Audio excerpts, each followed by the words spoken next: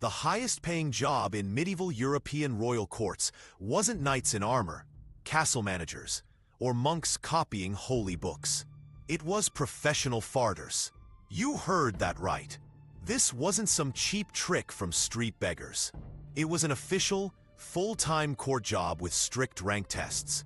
Top professional farters made twice as much money per year as regular knights, and they even got their own private land.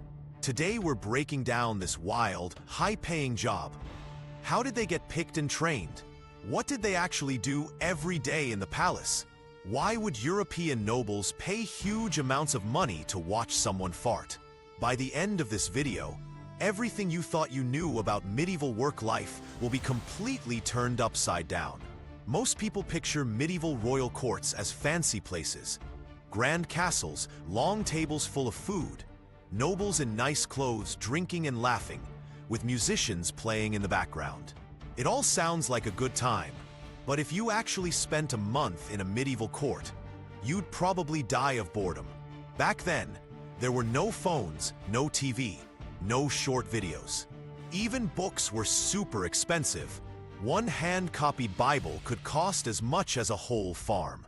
Nobles had very few things to do for fun.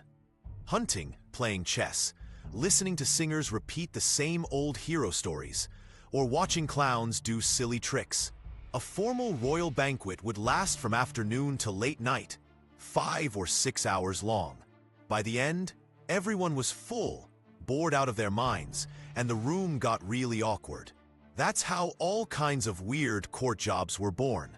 And professional farters were the wildest and highest paid of them all. You might be thinking, farting? Anyone can do that. But here's your first fun fact. The earliest fart performances weren't for fun at all. They were serious medical demonstrations. The main medical system in medieval Europe came from an old Greek doctor named Galen. His idea was that the human body has 4 natural fluids. People got sick when these fluids were out of balance. Farting, doctors back then believed, was a way to push out bad gas from the body and fix that balance. They said it could cure headaches, stomach problems, indigestion, even sadness and low mood. Back then, many doctors would do controlled gas therapy in public. They would show patients how to fart in a steady rhythm to get rid of toxins. Slowly, these demonstrations changed. People realized that different fart sounds were actually kind of fun. Way more interesting than boring medical lectures. By the 1100s, the first official record of a professional farter showed up in English royal account books. His name was Roland, and people later called him Roland the Farter. This isn't some made-up story. These are official royal financial records. Just like the national budget today, the books clearly say, the royal family gave Roland a piece of land in Huntingdonshire, tens of acres big.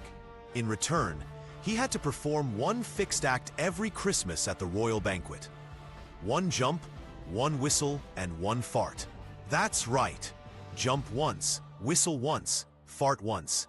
And he got a piece of land he could pass down to his kids and grandkids. Today, that would be like performing a 3-second trick at your company holiday party. And your boss gives you a whole house with a garden that stays in your family forever. How crazy is that? Let me ask you this. If you got paid the same as a regular knight, with free food, a place to live, and your own personal servant, and all you had to do was practice farting every day and perform for nobles, would you take the job? Drop your answer in the comments below. I want to see how many of you would quit your job to be a medieval farter. A lot of people think the job has a low bar. You just need a good stomach and the ability to fart. But that's not true at all. People who made it into the court as professional farters were 1 in a million. The selection was stricter than picking a knight's assistant. First, you need natural talent. Not everyone can learn to control their fart sounds. Some people have sensitive stomachs and get gassy easily, but can't control the rhythm or volume. Some people have such strong stomachs they barely fart at all, so they can never perform. During selection, Judges would give candidates a fixed amount of beans and black bread to eat. Then they'd watch how fast they produced gas, how clear their fart sounds were, and how well they could control them. Only people born with special stomach control could move on to be apprentices. Once you're selected, you go through 3 to 5 years of hard training. It's no easier than a knight practicing sword fighting. The most basic training is gas control. Normal people let out all their gas at once and can't stop. But farters have to learn to fart whenever they want and stop whenever they want. They can split one burst of gas into more than 10 small parts, controlling the speed and volume completely. It's like playing a flute. Every note has to be exact. To build muscle control, apprentices do lots of core and pelvic exercises. Sometimes they have to hold in gas while walking or dancing to make sure they don't accidentally leak even when moving around a lot. Next is sound training. You think all farts sound the same? Wrong. Top farters could make more than 10 different sounds. Deep, low rumbles, high, sharp squeaks, shaky trills, and long, steady tones. To get different sounds, apprentices would test hundreds of different food combinations to see what each ingredient did. Broad beans made deep, heavy sounds, good for low notes. Peas made clear, sharp sounds, good for high notes. Fermented black bread made sounds carry farther. Drinking milk made farts last longer. Believe it or not, every experienced farter had their own secret recipe. It was their business secret, and they never told anyone. They would adjust their diet a full day before a performance, based on what they were going to do. If they were doing animal impressions, they ate foods that made lots of different sounds. If they were doing long notes, they ate foods that produced gas slowly and steadily. It's the same as singers taking care of their voice before a concert. This was serious professional skill. On top of sound control, they had to learn performance manners. They were performing for nobles in the royal court. After all, they couldn't act like random people on the street. Farters learned all the court rules: how to bow, how to talk to nobles, how to control the performance pace. They learned when to make people laugh and when to build suspense. Even their posture and facial expression while farting had rules. They couldn't look like they were straining. They had to smile and look relaxed, so the audience felt like it was a fancy art, not a silly joke. At the end of training, you had to pass a rank test. Medieval professional farters had 3 levels. The lowest level was gas apprentice. They only helped out at small private banquets, doing simple short fart tricks. The middle level was fart musician. They could do a full performance on their own and could apply for jobs in rich nobles' courts. The highest level was royal farter. Only the king or a great duke could give you this title. It came with an official court rank and the same pay as other court officials. There were only a handful of them in all of Europe. Now, a lot of you probably still think these farters were just low-class circus performers, right? That nobles looked down on them, and they could never be important people. If that's what you think, get ready for the biggest twist of this video. This is the part that changes everything. Top court farters didn't have low status. They had extremely high social standing, way higher than regular craftsmen, merchants, and even many lower-level knights. Let's go back to Roland the Farter. A lot of people think he was just a court clown, but according to English royal land records, his official title was Royal Entertainment Attendant. He was an official royal officer, not a hired performer. His land made him about £6 a year. Add the £4 the royal family paid him every year, and his total income was about £10 a year. You might not know what £10 meant back then. Let's compare it to other jobs. In 12th century England, a skilled blacksmith worked hard all year and made about £1. A monk copying books every night made about £1.5 a year.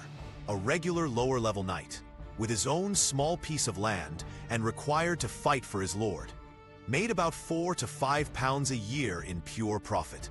That means Roland made as much as 2 regular knights, 10 skilled blacksmiths, or 20 regular farmers. And that's just the money. He got a lot of special privileges too. His land didn't pay taxes because it was a direct gift from the royal family. He could walk in and out of the palace whenever he wanted, without being stopped by guards. He could even sit in on small royal council meetings. He didn't get to vote, but he could stand and listen, something many lower nobles couldn't do. His job and land were also hereditary. His son, grandson, and all his descendants could inherit the job and the land. It was a lifetime job that stayed in the family forever. It gets even crazier. Top farters had their own official court uniforms, not the silly colorful clothes clowns wore. Formal robes like other court officers, made of fine wool with fancy embroidery. They had their own carriage when they went out, and their own servants to wait on them. Everyone respected them wherever they went. If a noble wanted to hire a royal farter for a private banquet, they had to pay a huge fee, book 2 weeks in advance, and send their own carriage to pick him up. It was exactly like hiring an A-list celebrity today. Why was this the case? Because in medieval courts, top entertainment talent was extremely rare. You could have lots of money, lots of servants, lots of jewels, but there were only a few people in all of Europe who could turn farting into an art form. Having a top farter perform at your banquet was a huge status symbol. It's like throwing a party today and having a world-famous singer show up. You could brag about it to other nobles for 6 months. So even though the job sounds silly, farters controlled a rare, high-end entertainment resource. That's why their status was so high. Now you're probably wondering, what did these well-paid, high-status farters actually do at work? Did they just fart a few times and call it a day? Next, let's step into a medieval royal banquet and see what a full professional farter performance actually looked like. It was way more detailed than you think. First, let's talk about when they worked. Farters didn't perform every day. They mostly worked during big holidays and celebrations: Christmas, Easter, the king's coronation, royal weddings, and noble birthdays. When there were no events, they lived on their own land, practiced their skills, and adjusted their diet. It was basically paid time off. Of course, if the king or a big noble was bored and wanted some fun, they could send for the farter for a private show. Those extra visits came with extra tips. A standard farter performance lasted about half an hour, and it had 4 clear parts. It was never just random farting. The first part was the opening warm-up. When the banquet was halfway over and everyone was full, the steward would announce the farter. The farter would walk in his formal uniform, bow politely to all the nobles, and start with a series of quick, steady short farts. It was like the opening song of a concert. It got everyone's attention and set the mood. These short farts were even in volume, not too loud or sudden. It was their way of saying, "The show is starting." The second part was impression acts, the most popular part of the show. The farter would imitate all kinds of sounds: horses neighing, dogs barking, thunder, church bells, flute sounds, even babies crying. Great farters could imitate more than 20 different sounds perfectly. Sometimes people couldn't tell if it was a real sound or a fart. One very famous act was called Forest Concert. The farter would imitate more than 10 different animal sounds in a row, from bird calls to wolf howls, all with farts. It always got huge cheers from the crowd. The third part was musical accompaniment, the hardest skill of all. The farter would perform with a minstrel.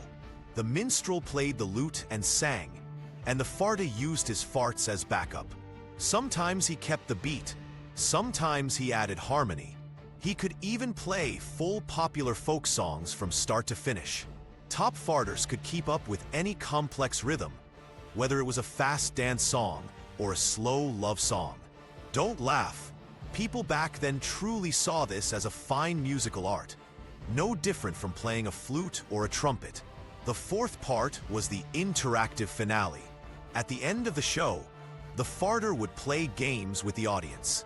For example, he'd make a bet with a noble that he could do 30 short farts in a row, or one fart that lasted a full minute. If he won, he got extra prize money. Sometimes he'd let people in the crowd request sounds. Whatever they wanted to hear, he'd do it. That's when the crowd got the most excited.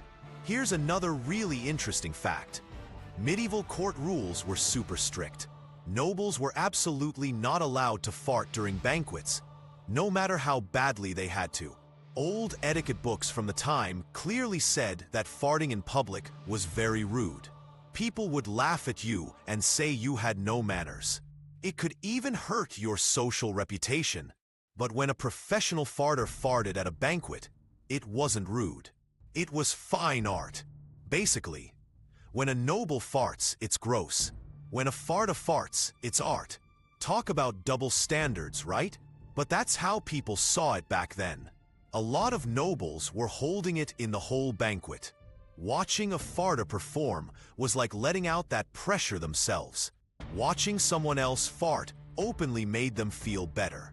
Some nobles would even secretly ask farters for tips on how to fart quietly without anyone noticing. They were basically paying for social skills lessons. We've talked a lot about what farters did, how much they made, and how high their status was. But have you ever wondered, why did fart performances become such a fancy court entertainment in medieval Europe? Why would nobles spend so much money on something that sounds so silly? It's not just nobles were bored. There are deep social reasons behind it. It tells us a lot about what life was really like back then. The first and biggest reason: medieval noble diets caused almost everyone to have gas all the time. Everyone related to it really strongly. Medieval European nobles had very unhealthy diets. Their main foods were white bread and all kinds of beans. They barely ate vegetables because they thought vegetables were for poor farmers. Eating vegetables was beneath them. Most of their meals were meat. A single banquet had a dozen meat dishes: roast beef, roast lamb, roast pork, stewed pigeon, roast swan, and all kinds of organ meat, all high fat, high protein. And there were no refrigerators back then. A lot of meat was a little bit spoiled. Nobles used lots of spices to cover the bad taste, and those spices also upset their stomachs. Eating like that every day, almost every noble had indigestion and gas. Their stomachs hurt after every meal, but they couldn't fart in front of people. They had to hold it in. Watching a farter perform felt really relatable. It was like watching someone do the thing you've always wanted to do but couldn't. After the show, they felt relaxed and good, better than taking digestion medicine. The second reason: the weird medical beliefs back then gave fart performances a healthy reputation. We talked earlier about how medieval doctors thought farting balanced your fluids and removed toxins. Doctors didn't just tell sick people to fart more. They told healthy people to do it too, to stay healthy. So back then, watching a fart show wasn't just fun. It was a health activity. People thought watching someone else fart would help their own body release bad gas too. It was good for you. Some doctors even told people who were sad or depressed to go watch fart performances. Laughing and passing gas would make you feel better, they said. So this wasn't some low-class dirty show. It had medical backup. Nobles could say they were spending money on their health. Not just fun. They didn't have to feel embarrassed about it. The third reason: there was so little entertainment back then that fart performances were a new, rare thing. We said before that medieval people had almost no fun. Minstrels sang the same songs. Clowns did the same tricks. Nobles were sick of all of it. Fart performances were something totally new. They took skill, they were surprising, and they were interactive. Every show was a little different, and there were so few top farters. Not every noble could book one. That made it rare and exclusive. It's like luxury goods today. The thing itself might not be worth that much money, but it's rare and shows you have status. That's why people pay so much. Fart shows were the luxury entertainment of medieval courts. Booking a top farter proved you were rich, important, and well-connected. It made you look good in front of other nobles. The fourth reason, fart performances were a great social icebreaker. Medieval banquets weren't just about eating and having fun. They were important social events. Nobles talked business, made deals, and arranged marriages there. A lot of the time, things were serious and awkward. Then the farter came on. Everyone laughed, and all the awkwardness went away. People relaxed and talked to each other more easily. A lot of things that were hard to bring up before became easy to talk about after laughing together. So you see, professional farters didn't exist just because nobles were weird or bored.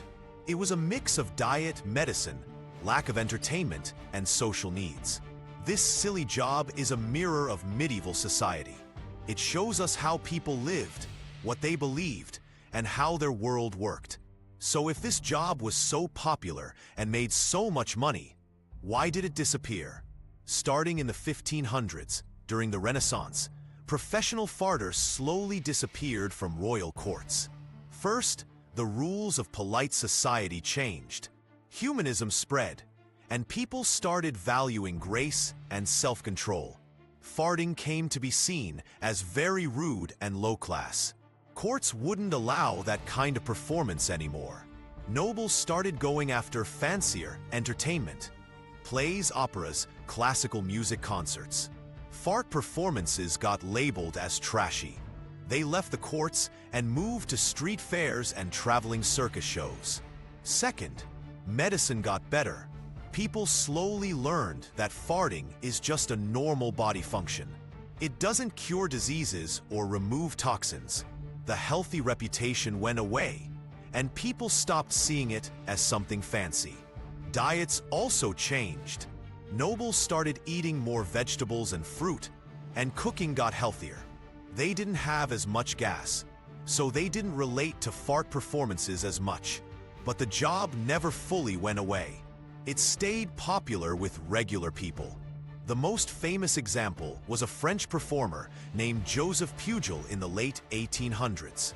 His stage name was Loup Pétomane, the fart maniac. He was basically a modern professional farter. He could blow out candles, blow up balloons, play music, and imitate all kinds of instruments with his farts. His show tickets at the Moulin Rouge in Paris sold out faster than opera tickets. All the rich and famous people in Paris came to see him. Even the French president was a fan. If you think about it, Pujol was just a variety performer. But more than 100 years ago, his act was the exact same idea as the medieval court farters, using a special body skill to entertain people.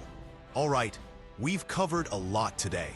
Let's quickly go over the main points before we finish.